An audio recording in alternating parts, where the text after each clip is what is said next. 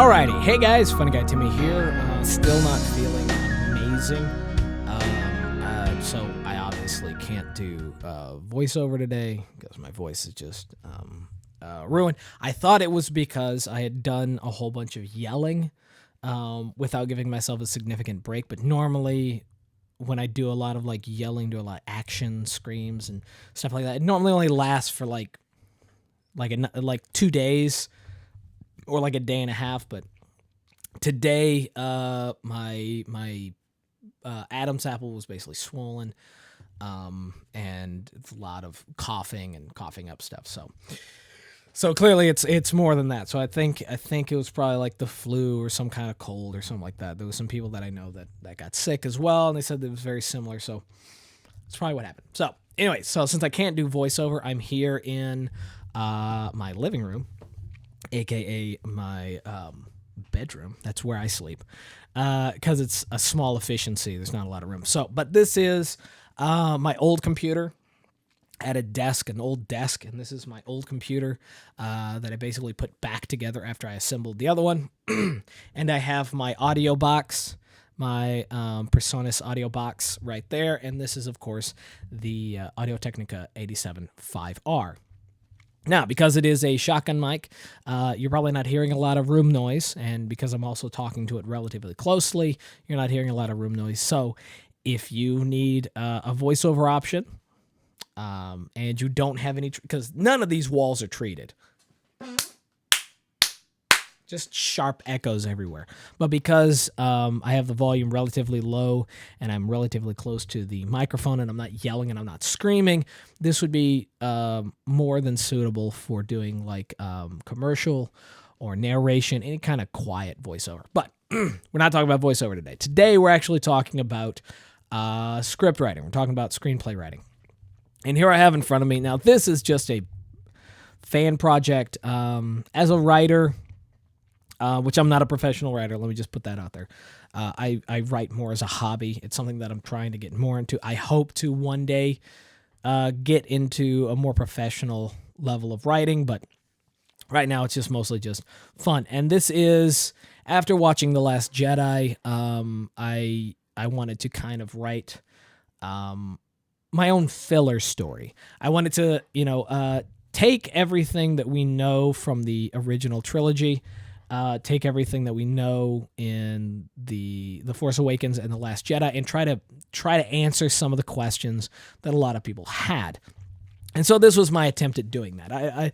It's not really anything I expect to ever produce. I don't expect to film or anything like that. I obviously can't sell this, and this can't be copywritten because it's, Star Wars belongs to to Disney. But this was a prime example of kind of my workflow and how I write. So right now I'm on a website called Celtx.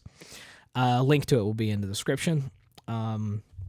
It is a browser-based writing service. It also has an app, and this is actually how I normally write, is on my phone and on my app. And so anytime I'm inspired or any free time that I have, I just pull up my phone. It's also easier for me, and I start writing. And then when I need to do edits or need to do spell check, grammar check, then I take it into the browser. Then I actually pull it up on the browser. So there are basically 4 or 5 things in a spec script, which is this right here, and this is what I write. There's other kinds of scripts. A spec script is basically the only real script that a writer really needs to know about, and the only kind of script that they really need to write. There's other scripts, like shot scripts or director's scripts, and these are ones that have a lot more detail to them. They're ones that have things like camera angles and shots and close-ups, and establishing shots. They go into more detail as far as the lighting, where the camera is, and how the camera's positioned. It has more of a set feel. But when you're just writing an idea to be sold, or just writing something that you're going to be shooting yourself, if you're a filmmaker, you're just going to be writing a spec script. And so a spec script basically just has 4 or 5 elements. First one is going to be, well, the first one that I'm going to go over is the scene header, which right here we have, it's either going to be an interior or an exterior. There are no other kinds. So it's either going to be EXT or INT, so interior or exterior. And then the following is going to be a brief description or a title of where it is. So it would be like, for example, so we have exterior raining field. I don't want to go into a lot of detail, but it just says that it's raining, it's out on the field. Raining might not even be necessary.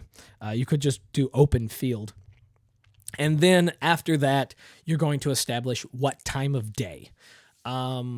So I just put night, and it can be, you don't put like 6:15 p.m. unless it's incredibly important. Like if you're doing like some kind of time travel movie, or if you're doing like Groundhog's Day where everything was at a specific time and it just kept repeating. I guess that would be relevant, but ultimately, ultimately it's just day, night, noon, dusk, midnight, that kind of stuff. Morning, dawn, just general times of day. Okay. So that's scene header. Now, if it's a little bit more specific, like I have right here, Luke's Academy and then Mayane's chambers. So it's a bigger building, the main building, and then a specific area in the building. So this is the location, but this is the room, and then night. Now, if this was a following, like if these two scenes were connected, I would put same, like down here. We have same. So that means same or continued, or you can actually look up like what the shorthand for just saying, basically what you're just saying is this continues this. Don't just keep putting night, because then it's a question of, is it the same night? Is this a different night? This is 24 hours later. So I put same, at the time of day. So meaning this is shortly after the previous scene. Okay. So we have scene header. Now you can there are things like, let's see, what are these called? Transitions, which are things like fade in, fade out, cut in, cut to. Those aren't necessary if you're writing a spec script. I like to add them in, to just kind of, it kind of sets kind of a jock scene, because it has nothing to do with the camera. It has nothing to do with the camera. It has nothing to do with the lighting. It has more to do with how the scene is transitioning to the next scene. Whether or not it's slow, it's gradual, or if it's immediate, which sometimes it actually is important. So those are the first two. So we have scene header and transitions. So after that, we're going to have the actions. The actions doesn't mean like what the character is doing necessarily. Actions are just everything that's you're seeing on camera, everything that you're seeing in the shot, and not necessarily in any particular place, unless it isn't specific. Like, there's a couch, and to the right side of the couch there's a lamp, and to the left side of the couch there's a clock. Like if that was important to it, you could be specific, like if these things come in to play later, or if there's significant relevance. But otherwise, you can just say there's a clock, somewhere on the wall. There's a beatable couch. Basically, you're setting up in the reader's mind, whoever's reading this, what you want them to visualize. So here we just have, let's go. So we a large field with a lot of bodies. Okay, so this one right here, I didn't go into too much detail because this is basically a recreation of in The Force Awakens when you see Kylo Ren and the Knights of Ren out in the open field in Rey's vision. So this was basically kind of a recreation of that. I wanted to add to that and expound on that idea, considering there was a lot of stuff that Rian Johnson didn't add to, and there's a lot of detail he didn't go into. I was like, it would be interesting to build this with the idea of The Last Jedi in mind. If y'all have seen my Last Jedi review, it'll kind of explain why I even wrote this. Okay, and then following after the actions which set up, things like what's going on in the room, who's where, who's in the scene, what they're saying, not what they're saying, but just kind of the feel of the room and what it looks like, and who's there, who and what is in there. Then after that, we're gonna have the character's name, which Miani is just. It's really hard coming up with a Star Wars sounding character name, but I didn't. This might be a name that's already exists. This might not. I don't know. So, that's the character, and then after the character, immediately after is going to be the dialogue. Now I said 4 or 5 things. So we did scene header, we did transition, we did action, we did character, and their dialogue. Now there's also a 6th that I like to use, but it's not necessary. And that is parentheticals. Parentheticals are somewhat hard to understand for a lot of people and a lot of first-time script writers. But parentheticals are actions that are happening during the dialogue and are happening specifically to a character. Like, for example, right here, she has her lines.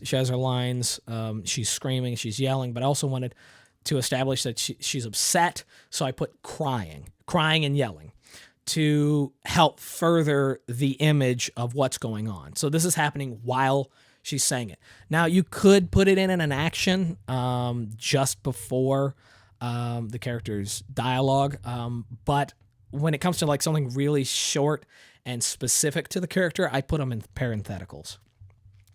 And then next one is next character, more dialogue. Now, as you may have noticed, there's a lot of empty spaces. This right here, if you're just looking at this is not what your script should look like at all. This is not what a script should look like. My writing, I'm also going to get to these things right here and that right there. These are, this is kind of how I write. The most important thing in a script, especially in a spec script, is dialogue, characters and dialogue. And so in order for me to get the most out of my writing and to try to work the fastest, I will start with the scene header, maybe do some light action, some light descriptions of the scene, and then I will immediately go into the characters and the dialogue, and I'll try to do all the character and dialogue all the way to the end of that scene. And then I'll move forward, and unless it's incredibly relevant, I just basically keep skipping forward. Like in this one right here, there's clearly going to be an action describing, how she's moving through the hallway. I visualize that she's running, and she's running past doorways, and there's other people like, what's going on with her? Is everything okay? And her voice is echoing. She's going around corners, and she's trying to find Luke. But that's not entirely necessary. Like, I know that that's what's going to be there. When I come back and I add in all the actions, I'm obviously going to put that, but for the sake of my workflow and me trying to get through as much as possible, I've skipped past that. Instead of focusing on all the smaller details, which is going to bog you down, it's going to waste a lot of time, and it's going to make the writing experience seem longer than it actually is, or actually needs to be. I try to get through the meat of the script as fast as possible. And so when I get down to writing, I actually just start writing. And actually, I got down to basically all the way down here without putting any of these actions and any of these scene headers. I actually, basically from that point all the way down to here, just wrote character and character dialogue, and then went back through, and I remember who was where, and I just started putting in stuff. So those are the 6 major things that you need to have in your script. Those are the 6 basic things to a spec script. Now, there's a little bit more detail, like there's a little bit more nuance. Like, for example, this, I don't think I spelled that correctly, but it's shorthand for continued. Basically, if there's a character who says something, and this would be part of their name, it's this right here is explaining that the character is doing something in between their actions. It's not necessarily, I mean, in between their dialogue. It's not necessarily part of their dialogue, but they started talking, then they do something, and then they continue saying what they were saying. So in between here, I'm actually going to be putting in actions. Oh, mercy. I'm going to be putting in action. But to show that this character is still talking, no one talked in between them, and this is still part of that previous thought, you put continued to imply that this is part of that previous conversation. I've actually read scripts where some people don't even do that. What they'll actually do, they won't even put the character's name. Basically, they'll just leave that blank, put the action between it, and so the reader just knows, oh, there's no name, so that must be part of the other one. But I've seen more people do it this way, so that's the way I do it. Okay, and then there was another one down here. Where is it? Where are you? There we go. So this one also explains something about the character in the scene. Now, this one isn't like continued. It's not saying that what was said earlier is still part of this. OS means off screen. This character wasn't on screen when they said it. That can be either through a doorway or behind some people, off in a distance, something like that. Meaning they're not previously established in the shot. This is their entrance. They're talking before they've actually entered. So off screen, it's abbreviated OS. And then there's VO, which of course is voiceover, which is similar to OS, but it's when the person isn't physically supposed to be there. This is dialogue that's part of the scene, but the character isn't there. Like if it's over the phone, like in Taken, when he's doing his whole, I don't know who you are, but I have a particular set of skills. The guy on the phone, if you look at that script, his dialogue would have been VO. He was doing it, that would have been a voiceover that was added to the scene. He's not physically there. The dialogue wasn't captured on camera, but his dialogue is necessary for the scene, and it's added in later. That's what that means. So OS is for when the character's coming in, but they haven't been seen until after they've spoken.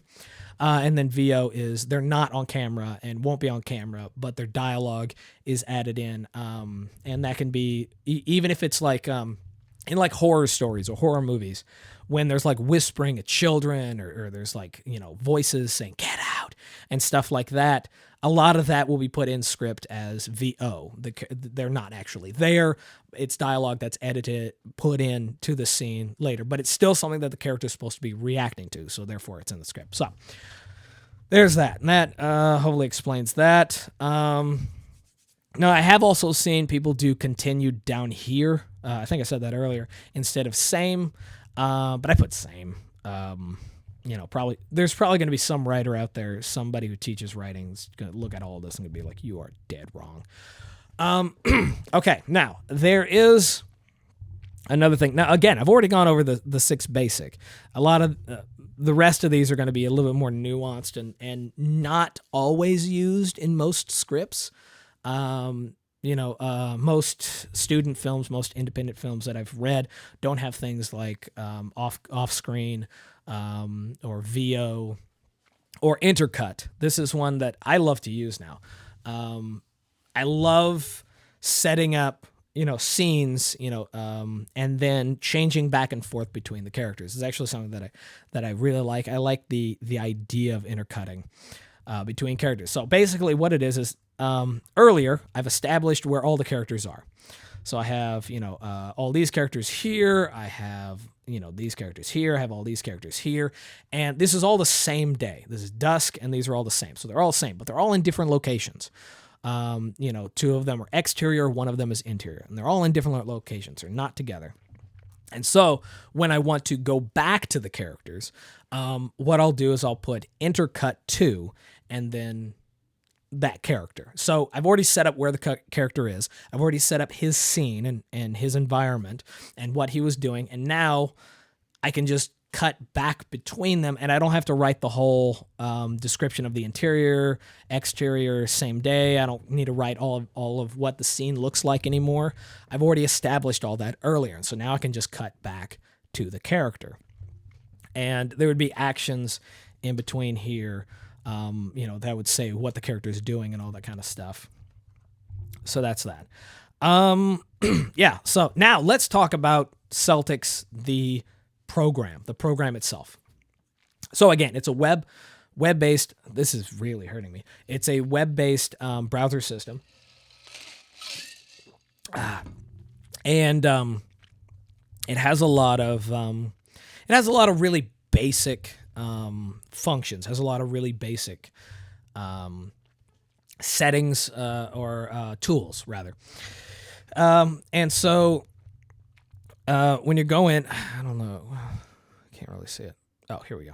All right, so now we have our blank page, and this is what it's going to look like right when you pull it up.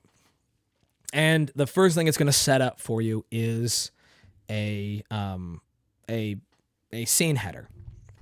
So we're just going to do boop. Oh, come on, it's not doing it. Boop. How dare you? Normally what it'll do is it'll actually come in here. Maybe it'll do it again. I'm trying to get it to show you. All right, well, it's not doing it. Normally it will, maybe it doesn't do that. Maybe it doesn't normally. But there's some programs where it will actually fill in. If you put E, it'll EXT, because since there's only two kinds, interior, exterior, it'll just fill in the rest. Okay, but then let's see. Hotel, hotel lobby. Okay, so again, oh, yeah, that doesn't make any sense now. Call yourself a ratter? Okay, so interior, hotel lobby, nighttime. So now all I have to do is press enter to go to the next line, and it's actually going to set me up for the next thing that I need to write, which is going to be action. See, it just happened right there. Okay, so this would be when I would describe what's happening in the lobby or what the lobby looks like. Okay, I'm not actually writing anything, so I have nothing visualized in my head.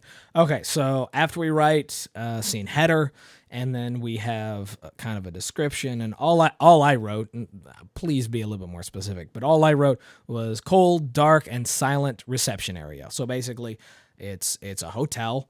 Now, due to the fact that I didn't describe it as like a rundown, post-apocalyptic, or disheveled, you're just visualizing just a typical hotel, lobby with nobody in there, and just a little bit of moonlight shining in. Actually, moonlight should technically be in bold. And I guess these actually, well, dark and silent should probably be bold too. I'll explain why in a second. Okay, so this is why they should be in bold technically, is because these are things that are actually relevant for either lighting or sound. If it actually affects, the actual crew or how the scene is actually set up, they're technically supposed to be in bold. But I consider that part of a director's script or a shot script, and not so much of a spec script.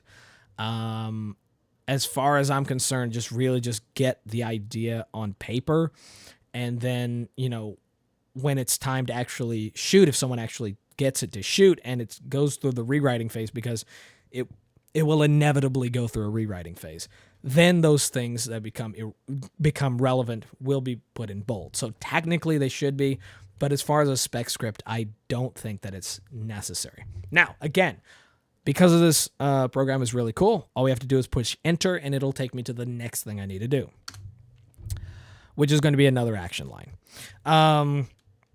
which you can do multiple action lines, one describing the scene and then another one saying what's going on in it. Like if there was a mouse that ran through the lobby, or if there was, a long pause and then like a scream off in the distance.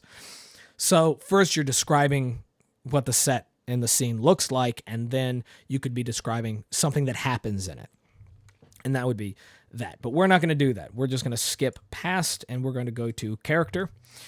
And then, Bob. And then after hitting Bob, we just hit enter, and it's going to take us immediately to dialogue. Anytime you write a character's name, it's going to immediately take you to dialogue. Now, here's, I'm just going to put hi. Who cares? So after I've written the dialogue, now, and I push enter, it's going to take me to another character, because it's automatically assuming that after I have a character say something, that there's going to be another character saying something. So it's going to take you to character.